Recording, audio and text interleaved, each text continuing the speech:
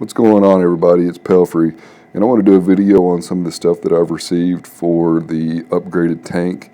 I went ahead and placed some orders the last couple weeks, and I've accumulated some equipment that I'll need on the new tank. So first up, we got some Pond Matrix. CJ's Aquarium, CJ and Cyber Aquarist have said that this stuff works amazingly. You know, it does take a little bit of time for it to I guess grow the beneficial bacteria and actually start to benefit the aquarium, but a very small amount of this can filter a very large tank. So I got on Amazon one day a week or two ago, and this whole bucket was like $23, $24, something like that. So it was really hard to pass up. It was something that I'd been watching for a long time anyway. Really had no reason to get it because of the amount of live rock that I have in my Nano, but I figured since I'm upgrading, it's going to be a minimalist rock scape for the most part, and I'd like to have as much filtration as possible, so I might as well pick up this whole bucket.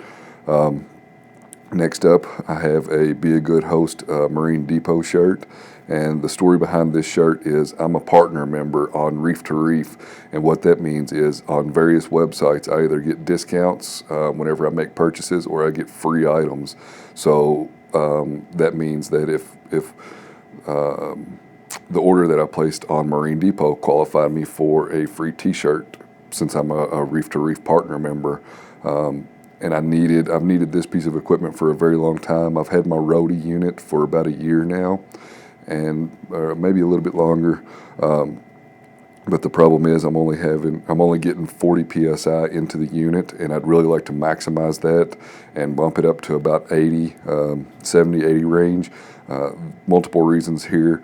It's going to produce water faster, number one. With a Nano tank, I'm really not worried about how much water I produce because I'm only making about 20 gallons twice a month anyway. But whenever I do get a bigger tank, making water faster and more efficient is going to be a key to my success, and having enough water on storage to do water changes or if an emergency pops up. But I've really needed to pick up this booster pump for a while now, and I just decided a week or two ago that I'd go ahead and get it. And I could have ordered this directly from Spectrapure, but there's two reasons why I got it from Marine Depot. Number one being that Spectrapure is going to charge shipping, and Marine Depot doesn't. This was $149, $150 for the pump. And then the second reason is I got the t-shirt if I placed an order with Marine Depot, and I never bought anything from them before, and it was a great transaction. I didn't have to call customer service or anything. I just ordered it online. I did message them on Reef to Reef with my Reef to Reef partner member number and asked them to include the shirt into my order, and they did. So all in all, it was a very good transaction, and I have no issues ordering from Marine Depot in the future. But the booster pump is something that I've needed for a while now, and it's gonna, not only is it gonna make water faster and more efficiently, it's gonna prolong the cartridges that I have in my RODI unit. I've never replaced any of them, so it's something that's important to me, and it'll save me money down the line. So back to the Pond Matrix. It's a lot lighter than what I thought it was going to be. It is really dense.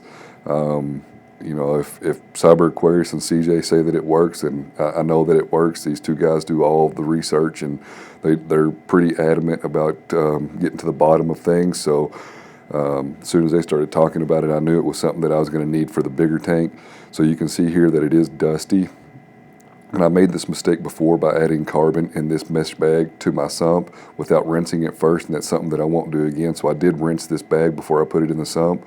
There's probably 2 or 3 handfuls of Pond Matrix in this media bag, and that will filter this Nano cube all day long, and I could probably take all of the rock out. Next up here we have a Super Reef Octopus, the SRO-2000 Skimmer. It's the internal skimmer. I was actually leaning towards a Skims skimmer, but I was on Reef Central last week, and a guy was tearing down his tank, and he'd only ran this skimmer for a very short time. So I decided I'd go ahead and pick it up from him. Basically, these skimmers run about $415, $415 brand new. The guy that I picked this up from didn't run it very long at all, and I got it for less than half of what the retail price is. And I'm a huge advocate for buying used equipment. You can always save money on it, because especially on I've found out on bigger pieces of equipment, because people are trying to get rid of them and they're harder to get rid of. So they're more times than not going to take a pretty good hit, and it depends on how bad they want to get rid of it also. You know, some people just simply, they don't care and they'll let it sit around instead of taking a big hit on it. But this guy was trying to clean it out pretty quickly. So we texted back and forth and we came to an agreement, and PayPal'd him the money, and then a couple days later he had this shipped to me and it was on my front door. This skimmer is rated at over like 200 gallons for a very light fish load. I think for a heavy fish load it's rated at 150, 180 gallons. And I'm looking in between 100 and 120 gallon tank with a 40 breeder as a sump. So you can figure the 40 breeder is probably only going to have 15, 20 gallons of water in it. So if I go 120 gallon tank with the water displacement and whatnot, I'll probably end up with about 130 gallons of water. If I go with a 100 gallon tank, I'm probably looking at ultimately about 100 gallons of water, 90 gallons of water with the displacement or whatever. So this skimmer is definitely going to help out and be a lot bigger than what I need, which is what you want to do with skimmers. You want to get a bigger skimmer than what you're actually going to need. The upgrade is going to focus on coral, but my primary focus is going to be fish. I miss having a lot of fish. I really like the African cichlids and they were fun to watch, but with the Nano tank, my fish options are very limited. So that's one of the reasons why I want to do the upgrade, so I can get some different fish and more fish. I threw the skimmer in a 10-gallon tank and I ran it for 3 or 4 days, and you can see how big this thing is in this 10-gallon tank. I think the footprint of this thing is with the pump attached to it. Of course, it's an external pump, external to the body of the skimmer pump, I should clarify. I think it's got a footprint of like 13 inches by 10 inches, something like that. And the objective that I'm going for is I'm going to use a 40 breeder as a sump, and a 40 breeder is typically 36 inches long. So there'll be 3 chambers. There'll be a drain and skimmer chamber or section. There'll be a refugium section, and then there'll be a return section. So each section will be plus or minus 12 inches. I'm not going to do anything else with the sump. It's simply going to be there for filtration and microalgae. The one thing that you want to, if you've never built a sump before, the one thing that you want to keep in mind is your return chamber always needs to be a little bit bigger, or as big as you can make it, because that's where your evaporation is going to happen. So it's important to make the return chamber as big as possible. So the last thing that I picked up, I actually had a bunch of points on Bulk Reef Supply, so I got this at a very good discount.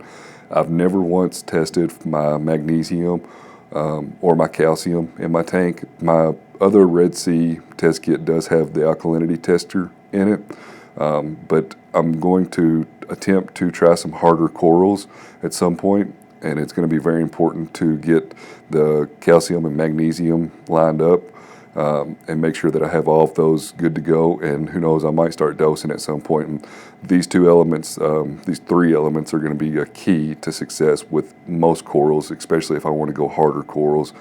And then the last thing I picked up, which this is another cyber aquarist, he uses this Celcon. So I decided, you know what, if he's using it, I think CJ picked it up and a couple other people picked it up. If they're using it, I might as well try it out. So that's what I've got so far. Stay tuned for more updates. I'm going to be placing some more orders here pretty soon. Thanks for watching and sticking through this with me. I know I stumbled over my words quite a bit, but if you like it, hit the like button. Be sure to subscribe, and hopefully it's the year of the upgrade. Appreciate it, everyone, and have a good weekend.